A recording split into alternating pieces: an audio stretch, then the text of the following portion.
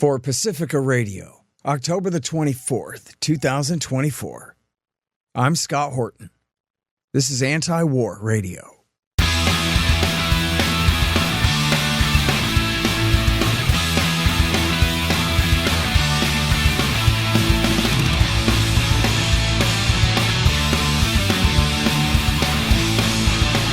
All right, y'all, welcome to the show.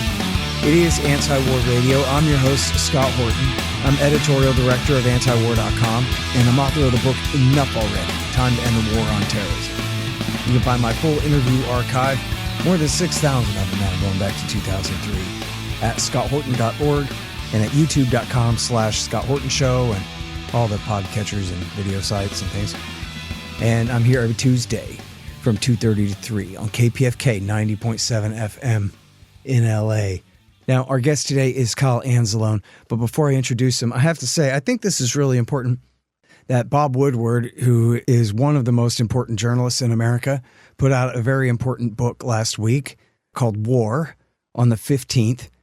And on page 88, he completely mangles a quote from the Russian Foreign Minister, Sergei Lavrov, and inverted the meaning of it entirely.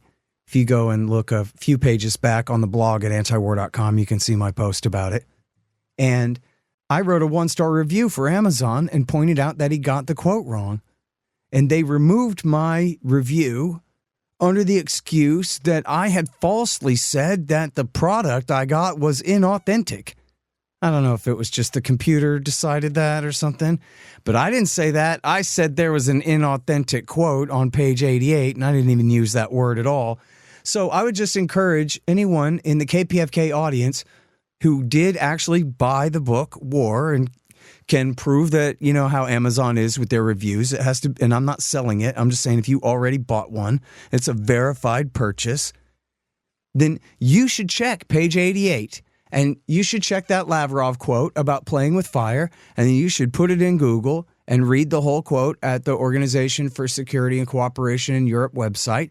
And you can go see the quote, and you can see how fraudulent it is. And then you can write a 1-star review for Bob Woodward's book at Amazon.com, and maybe with screenshots and pictures to prove your point. And let's see if they remove all references to this false quote from the reviews on Amazon.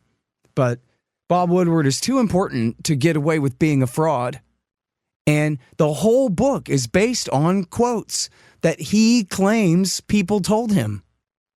But as soon as it's a claim that is from out in the world that we can check, we can see that it's false, then why should we believe any of the rest of the quotes in the book? It's really important, you know, if you care about stuff like that. So everyone just go and check my facts and check Bob Woodward's facts, page 88 of the book, and the playing with fire quote from Lavrov there, and you go see whether he lied about what Lavrov said or not. Okay. And now introducing the great Kyle Anzalone. You know, he's a news editor at the Institute, and he's the opinion editor at Antiwar.com. And he's got a great opinion piece that's running today on Antiwar.com. Joe Biden allowed his friend Bibi to destroy his presidency and legacy.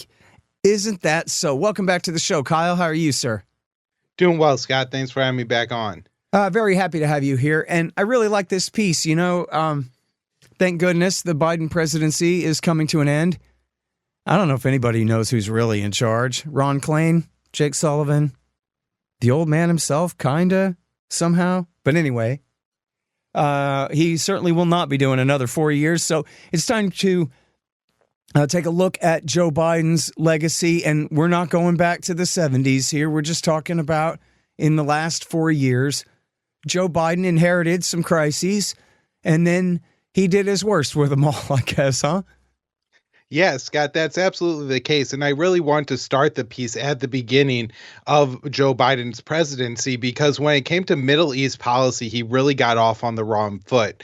Of course, there's kind of the separate issue of the withdrawal from Afghanistan, where he backed it up to a later date, which caused the Afghan government to fall before we are able to exit. And that led to deaths of civilians, both at the hands of ISIS and the United States, and also the death of 13 American troops. That was absolutely horrific.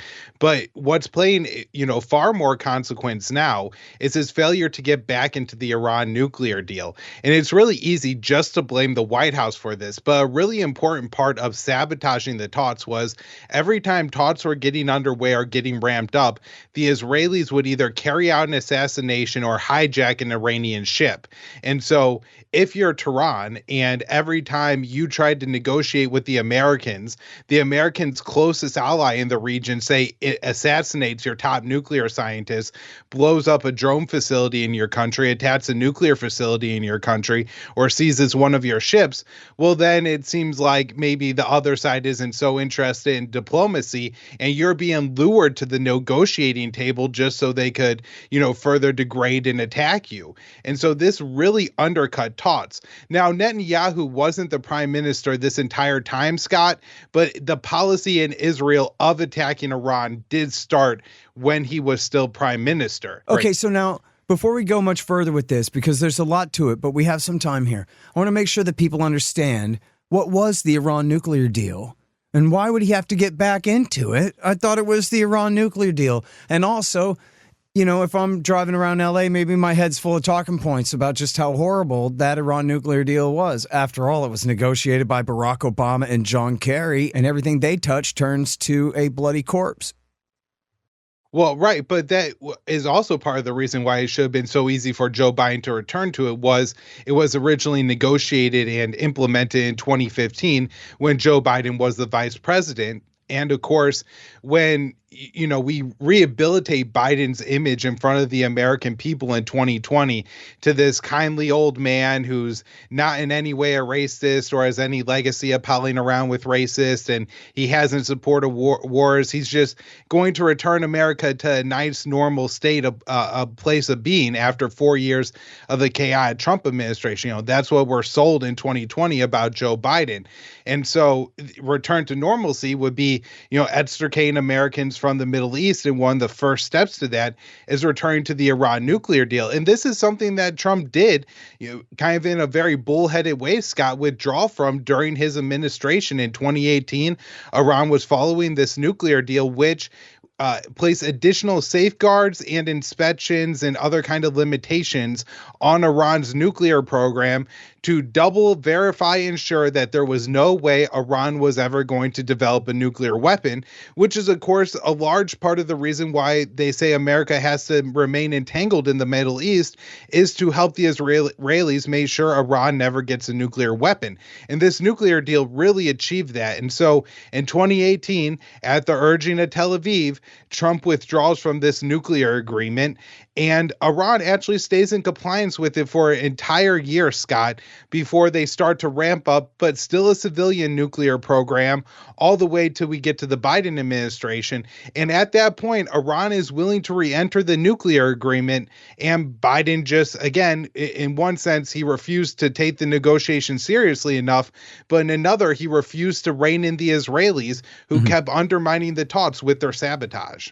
Right. Okay. So I think this is really an important deal, right? Is an important part of it is Biden comes in and instead of just saying, well, that kook Trump tore up this great deal, I'm going to get back into it. Instead, he inherited this great sanctions regime and decided to crank up the pressure and drag out the negotiations and try to get a better deal. But they weren't going to get a better deal. Or if they were going to get a better deal, they would have to get back in the deal and start playing nice and say, now listen, Ayatollah, now that we're getting along, let's get rid of some of these sunsets, right? And negotiate from there. But they're just trying to strong arm the hell out of them. It was never going to work. And then I think this is really important. And as far as I know, you're the only one who's really pointed this out or that I've seen. I've been a little sidetracked, but I haven't really seen people correlate these different Israeli missions against Iran with the Biden administration's talks or attempted negotiations here. And you're saying that every time that they began to take negotiations with Iran over getting back into the JCPOA seriously, the Israelis would kill somebody. And that it's clear what was going on with this policy was to sabotage America's negotiations. Because after all, Israel is the world empire and America, its client state. Yeah, absolutely. Especially during the first year and a half of negotiations. And the first 6 months were, of course, the most critical because we were leading up to Iranian elections in the summer of 2021. And there was a moderate president in Iran who really wanted to negotiate back into the nuclear deal with the Biden administration. And so in April of 2021, when they first started opening up negotiations with the Iranians, they were indirect talks, they were in Vienna. The Europeans were helping to moderate them. The Israelis seized an Iranian ship, I believe, in the Red Sea. And that was the first one, and it was under Netanyahu's term. And then that same pattern continued. It wasn't always seizing a ship. As again, there was the assassination of Mohsen Fakhrizadeh, who was the head of the Iranian nuclear program at the time. And then, again, the attack on drone facilities in Iran. And all of these occurred, again, when these backdoor negotiations were either starting or at times starting to pick up a little bit of steam, then suddenly we have another Israeli assassination. Yeah. Okay, now we're skipping forward in time, but sticking with the subject matter of Iran here. We've had, of course, this horrible war in Gaza and tit for tat, well, worse than that, the invasion of Lebanon and airstrikes against Iran's friends and airstrikes back and forth, missile strikes back and forth between Israel and Iran. And we had really big news of this top secret leak from, I believe, the National Security Agency that came out about Israel's plans or their preparations, I guess, for attacking Iran. And so that's huge news. I need you to tell us all about that. And then secondly, I think we really need to address here the danger that if they keep this up, that the Ayatollah could tear up that fatwa and start making nukes. After all, their civilian nuclear program, their inspected, safeguarded civilian nuclear program, is a latent deterrent, the same as the Japanese and the Brazilians have, right? They've proven they've mastered the fuel cycle. They don't possess nuclear weapons. And they're saying, hey, don't you encourage me to go ahead and cross that line, because I could if I wanted to. And it seems like, I don't know if this is deliberately the policy, but they're certainly running the risk that they could drive the Ayatollah to go ahead and make the political decision, as they say, to begin to make nuclear weapons. And it wouldn't take them very long. Yeah, this is something that I've been concerned about over the past year, Scott, is just at one point, is Israel going to push things so far that the Ayatollah is going to look at the examples of Saddam Hussein, Muammar Gaddafi, and the Kim family in North Korea and realize two of the three are gone. And the one real differentiating factor was North Korea was able to go ahead and make nuclear weapons, which in some respect, even if it's not actually true, there is kind of an international consensus that what's protected Kim was his stockpile of nuclear weapons and understanding that he could possibly deliver those to the American homeland.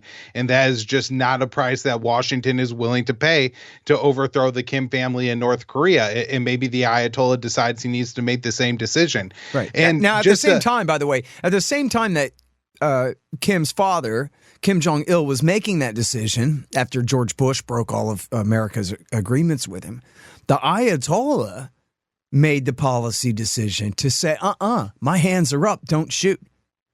My books are wide open. You can inspect me. I'm not diverting. I'm not cheating. I don't want nukes anyway, and I don't mind proving it to you.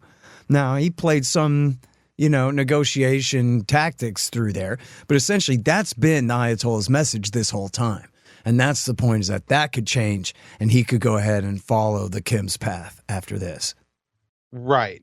And Scott, just to add to this, not only would the nuclear program, or not the nuclear program, the Iran nuclear deal have made Iran breaking out and getting nuclear weapons impossible in the first place, but if you also think about what's happened over the past year, any leverage that the U.S. would have had over Tehran is completely gone because it tore up this nuclear deal and completely kicked them out of the Western economic orbit. And I think this applies to the war in Ukraine too, where to some extent Tehran has supplied Moscow's with weapons for the Russian forces to use. We really don't have any leverage to use over Iran to say, hey, we would really like you to stop sending these drones, because we can't sanction their economy anymore. And I also imagine the heavy sanctions on the Iranian oil industry have made it harder to implement the sanctions on the Russian oil industry just by laws of supply and demand. If you're trying to take all the Venezuelan, Iranian, and Russian oil off the market, well, then that's probably not going to work, and countries are going to be willing to skirt U.S. sanctions and buy that oil. Right. And then they end up just making the same amount of money for less work, for less oil. Yep. Happens a lot. Hang on just 1 second for me here. You guys, I'm so proud to announce the publication of the Libertarian Institute's 14th book. It's Israel, winner of the 2003 Iraq Oil War, Undue Influence, Deceptions, and the Neocon Energy Agenda by Gary Vogler, former senior oil consultant and deputy senior oil advisor for U.S. forces during Iraq War II. Remember how I wrote in Enough Already about how Ahmed Chalabi sold the neoconservatives on a plan to rebuild the old British oil pipeline from Mosul and Kirkuk, Iraq to Haifa, Israel, if they would only get the United States to overthrow Saddam Hussein for him? And how they bought it because they are as dumb as they are corrupt? Well, Gary was there. As senior civilian consultant to the DoD and Iraqi oil ministry, he had a unique window and experience witnessing the Pentagon neocons and their machinations on behalf of Israel before and during that war. And it turns out that even though they did not get their pipeline, as Vogler demonstrates, the neocons and their Likudnik bosses figured out an effective plan B anyway. You are going to love Israel, winner of the 2003 Iraq Oil War by Gary Vogler, available everywhere. Check it out along with our other great books at libertarianinstitute.org/books. Hey, y'all, let me tell you about Robertson Roberts Brokerage, Inc. Nobody trusts the U.S. dollar anymore. Foreign governments are stocking up on gold instead of $100 bills. One, they know they need to, and two, that means you need to too. Interest rates are up, but for some reason, not much for savings accounts. Park your money there and watch Uncle Joe Biden just counterfeit its value away. You can see how the Fed is afraid to raise rates to beat inflation for fear of popping the current bubbles, at least before the election. So more inflation it will continue to be. Gold is your shield against monetary and price inflation, just like it always has been. Now, Tim Fry and the guys over at Robertson Roberts are recommending gold over silver since the world's almost 200 governments are putting their own pressure on the price, which should help everyone else who makes similar calls on their own. Of course, Robertson Roberts can help you with platinum, palladium, and silver, as well as gold. Don't let the Fed and the war party inflate all your savings away. Look up Robertson Roberts at rrbi.co. That's rrbi.co. Okay, so now back in the timeline here to Joe Biden and Benjamin Netanyahu, as you put it, his friend Bibi, because they have been friends for a long time. Speaking of discredited or certainly questionable quotes from Bob Woodward's book, he has Joe Biden talking bad about Netanyahu, saying he's a bad effing guy. And yet, then again, we can't trust what Bob Woodward says about anything because of his horrible flaw on page 88 of War. And so who knows whether any of those quotes really are valid, but they certainly have known each other for a long time. And where the rubber meets the road, Joe Biden has just given this guy a blank check. I'd like to say that Netanyahu's walking all over him or whatever, but Biden doesn't mind. He's always been like this. Right. And Biden has always deeply embraced Israel. Even before October 7th, he was making trips to the Middle East saying that the U.S. and Israeli relationship is bone deep. He refers to himself as an Irish-American Zionist.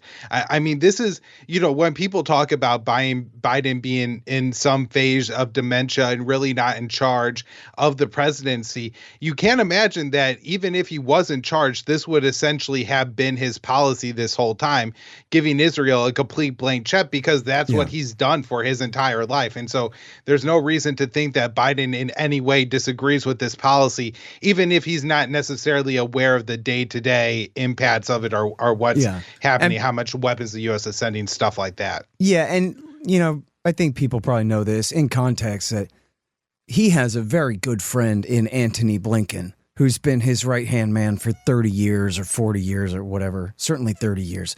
So, and, sorry, again, the discredited Woodward says that it was Blinken who told him, man, you really should throw in the towel, and finally convinced him to quit. That's how much Trump trusts him. And I don't think that Blinken would trick him into doing anything he didn't want to do on this. So even if Biden is sort of, coasting and his staff is running the show, it's people that he trusts to do what he would have them do. And I don't think there's really any discrepancy there, Absolutely, yeah. Okay, so Benjamin Netanyahu's got some political problems. He's been, they call him King Bibi. He's been in charge there on and off for so long. And yet, this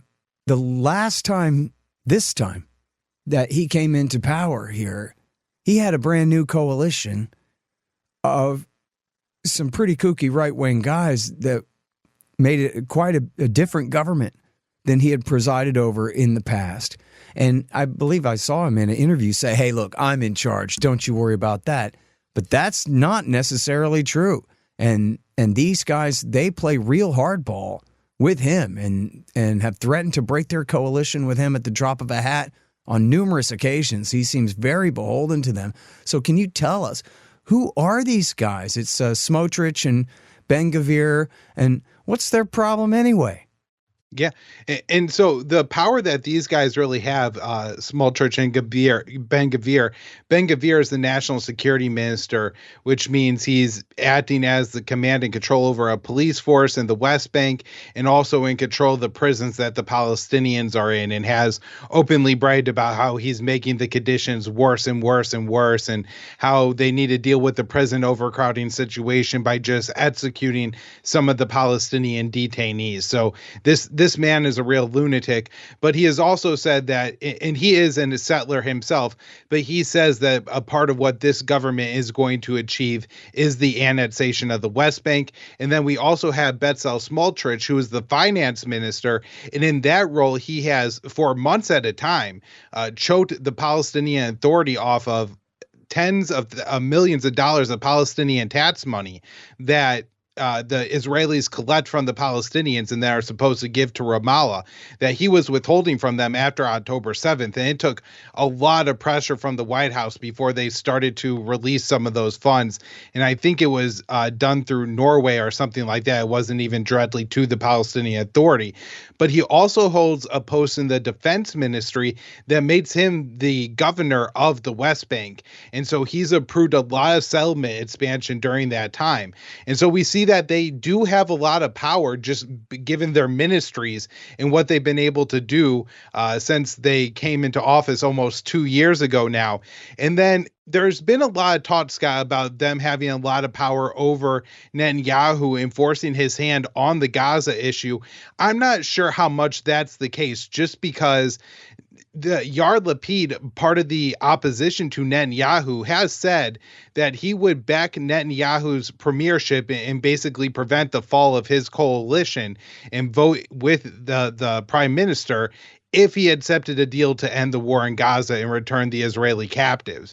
And Netanyahu hasn't agreed to that. And so I think where a lot of their power comes from is just in the day-to-day authority from the ministries. Mm-hmm. I'm not sure how much they're able to sway Netanyahu from waging wars that I think Netanyahu himself wants to wage.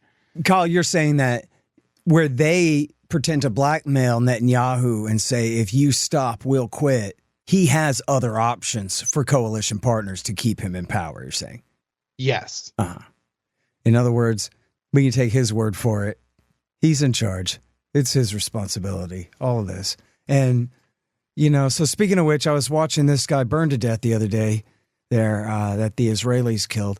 And then I see the headlines. I've been working very hard on my Ukraine book, but I see the headlines every single day. It's 70-something people killed, 80-something people killed in airstrikes on Gaza, on Lebanon, every day. It's like the Waco massacre. Every day. Over and over and over and over again for more than a year now. And I was just wondering if you could tell us the latest. I know it's not just slaughter. There are moves being made in North Gaza here, Kyle Anzalone. Yeah, there's a lot happening, Scott, and it's important to remember that when you see those headlines on antiwar.com, Dave is reporting what the Gaza Health Ministry is putting out. But every day when they announce their totals, they say these are just the people that the paramedics were able to get to, and more people were trapped under the rubble. And so the true death toll is a lot higher. The death toll from the Gaza Health Ministry is now at 42,000 people. These are direct casualties from the conflict. There is a group of 99 American doctors who have put out a letter that is an open letter but addressed to Biden and Harris, saying that they believe that the true death toll is 118,000. And that was backed up by a study from the Quincy Institute that they published today. I haven't had a chance to go through all of it yet, Scott, but they say there's somewhere between 40 and 50,000 deaths from the conflict, and then another 60 to 70,000 deaths from people who have either succumbed to their injuries later on, children who have starved or died of, hepatitis A or any number of the epidemics going out in Gaza among the Palestinian children there who are underfed and undernourished. And so the situation is really horrific. Who knows what the true death toll is, but certainly a lot of estimates are now putting it in the six figures, which should make us all absolutely sick, because that's over 5% of the Gazan population from the pre-war levels. I saw a clip of a doctor, a woman, an American, on CNN, being interviewed on CNN, and she just starts going off. This is a genocide. They're killing kids every day. They kill children deliberately. And in fact, I'm mixing up. There was a separate interview where the doctor was saying these reports that they shoot children in the head. He said, that's every day. That's not just this happened, a few weeks ago. There was a spate of those or something like that. He's saying it's been like this for a year. Right. The 99 doctors who wrote that letter, one of the most disturbing lines from that letter is, so these doctors were in Gaza for a cumulative 250 weeks, so essentially 5 years worth of time that they spent in Gaza. And they said that every one of them, almost every day, had a preteen Palestinian child, either killed by a sniper or somehow else had their head blown off by the Israelis. I mean, it's absolutely unthinkable what that would absolutely mean. Doctors talking about how they've never had a sniper shoot a child before. They saw that almost daily during their time in Gaza.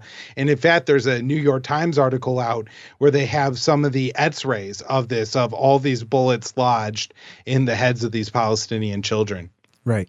Yeah, and that's such an important point, that they know that they're going to have to prove their case if they're going to say something like that. So they do. Here's the X-rays right there, NYT, right there at nytimes.com, and for the whole world to see. And it's really unbelievable. I saw one of the headlines on CNN this morning, very frank language. I forgot the exact quote, but very frank language about what's happening to these people against interest is the point there. This is not the kind of thing that the American establishment likes to highlight. It's more like they cannot help but fret about what they're doing. And I would just remind people that Israel's slaughter of innocents was the primary motivation for Mohammed Atta and his group to join Al-Qaeda and attack the United States of America, because America supports everything that Israel does. And until the empire is broken, we're not going to quit doing that. So their goal is to hit us until we extend ourselves so bad that our empire finally falls, and then they can have their way in the region.